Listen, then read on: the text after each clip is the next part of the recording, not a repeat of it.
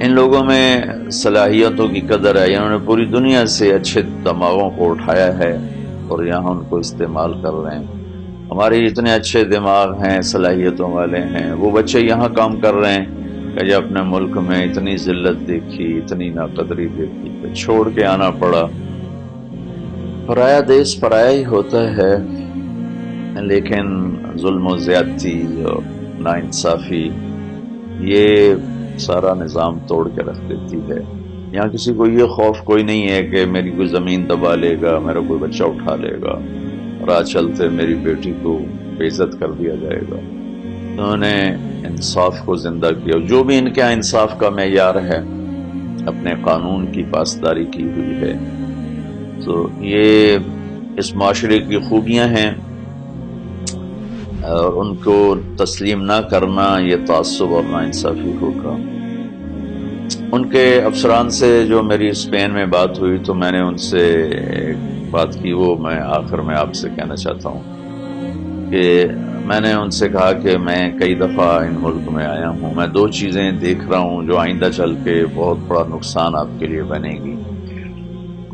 ایک یہ ہے کہ آپ کا جو جنریشن گیپ آ رہا ہے، آپ کی پیدا ہونے والی نسل بہت تھوڑی ہے، مرنے والی زیادہ ہے۔ بازاروں میں پارکس میں دیکھا ہے بچے ہوتے ہی کوئی نہیں، یا جوان ہیں یا بوڑھے ہیں۔ بوڑھے مرد عورت ہوتے ہیں تو ان کے ساتھ کوئی سنبھالنے والا نہیں ہوتا، جوان کپل ہوتا ہے تو ان کے ساتھ بچہ کوئی نہیں ہوتا۔ آپ کا جنریشن گیپ ہے، تو ان سب کے چہروں پر پریشانی کی لہر دوڑی اور کہنے لگے بے شک بہت بڑا یہ ہمارا مسئلہ ہے کہ ہماری پچھلی جنریشن وہ ہمارے ساتھ آ کے نہیں مل رہی، اس کا کیا کیا جائے ہماری سمجھ میں نہیں آ رہا۔ میں نے کہا اس کی ایک بڑی وجہ یہ ہے کہ آپ کے ہاں فیملی سسٹم ٹوٹ چکا ہے، آپ کا خاندانی نظام ٹوٹ چکا ہے، میاں بیوی کی حیثیت ختم ہے، ماں باپ کی حیثیت ختم ہے، جس کی وجہ سے ہر کوئی بچوں کی ذمہ داری اٹھانے سے وہ کتراتا ہے۔ آپ کا فیملی سسٹم ختم ہو چکا ہے، آپ اس کو بحال کریں۔ اس پر بھی وہ ایک دم انہوں نے میرے ساتھ اتفاق کیا اور کہنے لگے یہ دو بڑے مسائل ہیں لیکن ہماری سمجھ میں نہیں آ رہا کہ اس سے ہم نکلیں کیسے۔ میں کہا میں الدین النصیحہ، دین خیر خواہی کا نام ہے، آپ نے مجھے بلایا، میں آپ کی خیر خواہی میں یہ دو باتیں آپ کو کہہ رہا ہوں، آپ اس کا حل ڈھونڈ سکیں تو آپ کا نفع ہے۔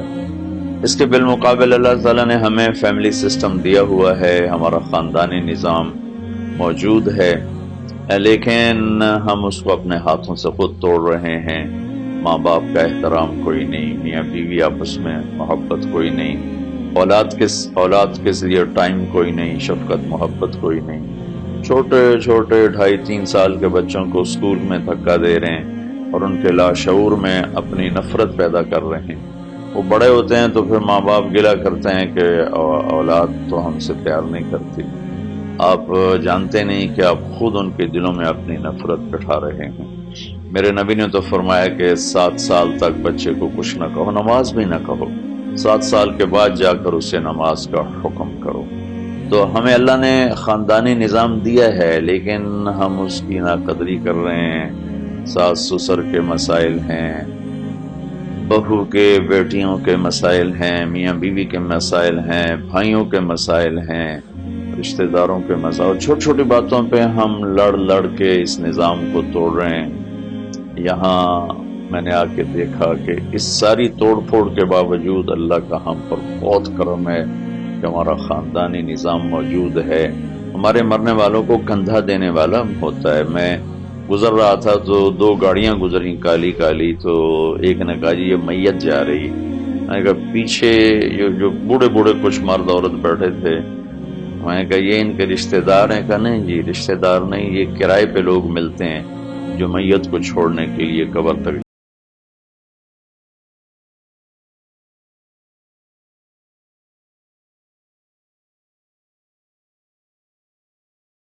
اس معاشرے کی خوبیوں کے باوجود اس میں جو یہ خاندانی نظام ٹوٹا ہے، اس نے ان کی زندگی کو خشک پتوں کی طرح بکھیر کے رکھ دیا ہے۔